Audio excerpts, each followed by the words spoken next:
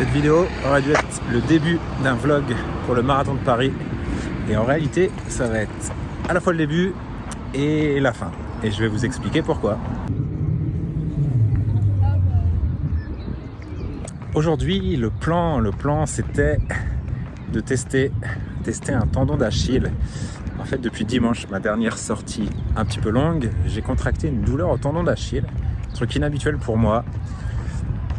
Et donc dans la dernière ligne droite, toujours compliqué. Ça m'a pas empêché de finir la séance, mais je l'ai fini difficilement dimanche dernier. Et ça m'a pas forcément mis en confiance, donc j'ai rien fait depuis. On est jeudi, on est à 3 jours du marathon. Et donc vraiment l'idée là, c'est de tester le tendon, de faire 1 ou 2 km allure marathon et de voir si je suis capable de courir pour me rassurer et me dire que je serai capable de faire les 42 km. Sauf que la séance ne s'est clairement pas passée comme je l'aurais souhaité. Non, ça a été cata. J'ai eu mal dès le départ. En même temps, j'ai eu mal toute la journée, mais dès que j'ai couru, j'ai eu mal. La douleur a augmenté pendant le footing. Premier kilomètre, allure marathon, c'était très moyen. Deuxième kilomètre, j'ai pris une fulgurance, une grande décharge dans le tendon. Fin de séance et surtout, fin d'espoir d'être sur la ligne de départ pour Paris. Et ça, c'est malheureux. Ça a été une prépa chaotique depuis janvier. 3 semaines d'arrêt en janvier, 3 semaines d'arrêt février-mars. Et puis ça finit comme ça a commencé. Pas capable d'enchaîner et puis d'être sur la ligne de départ. C'est même pas ne pas être sur la ligne en forme.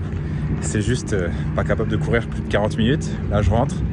J'ai 4 km à marcher pour rejoindre la voiture finalement. Et j'ai mal en marchant. Voilà, j'en suis là. C'est dur à accepter, mais c'est comme ça. Faut faire avec. C'est aussi la course à pied avec ses aléas. C'est comme ça, c'est ce qui fait la beauté du sport et puis la difficulté dans les autres moments. Si je dois essayer de comprendre ce qui s'est passé, c'est que il n'y a pas de raison spécifique au fait que j'ai eu mal au tendon, comme il n'y avait pas de raison spécifique au fait que j'ai eu mal au dos en janvier et fin février, début mars. C'est plus une forme globale en fait. Ça fait maintenant 3 ans que je suis beaucoup privé de sommeil. Ça, c'est les joies de la parentalité avec mes 2 petites filles. Et clairement, l'enchaînement, la fatigue, le boulot, les coachings en soirée souvent, le fait de se coucher tard pour préparer les vidéos fait que j'ai beaucoup moins de temps d'assimilation, moins de temps de repos, et ça je le sens.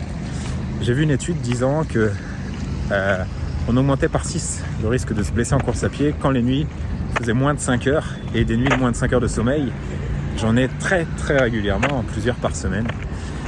Donc voilà, il n'y a pas de hasard. C'est assez frustrant parce que je pense que là je suis au plus bas niveau forme depuis au moins 3-4 ans en course à pied. Donc c'est frustrant, mais je dois l'accepter et puis me dire que petit à petit les filles vont mieux dormir et donc naturellement moi aussi il faut que j'arrive à trouver le temps de me reposer, à faire peut-être un peu moins de choses ou à prioriser et puis retrouver la forme. En attendant là je suis en train de rentrer dans la douleur, c'est très désagréable mais heureusement le paysage est sympa comme toujours à Annecy.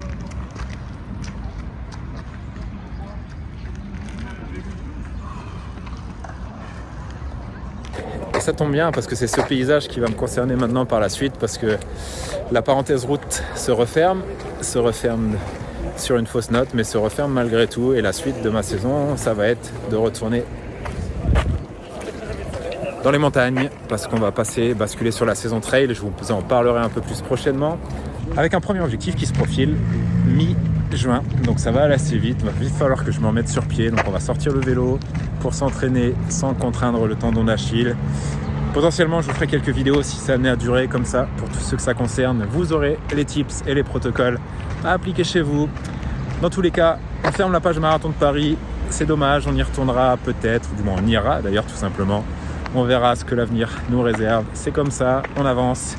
Je vous dis à très bientôt pour tous ceux qui seront sur la ligne de départ si vous voyez cette vidéo avant. Force à vous, prenez du plaisir et puis nous on se dit à très bientôt. Ciao.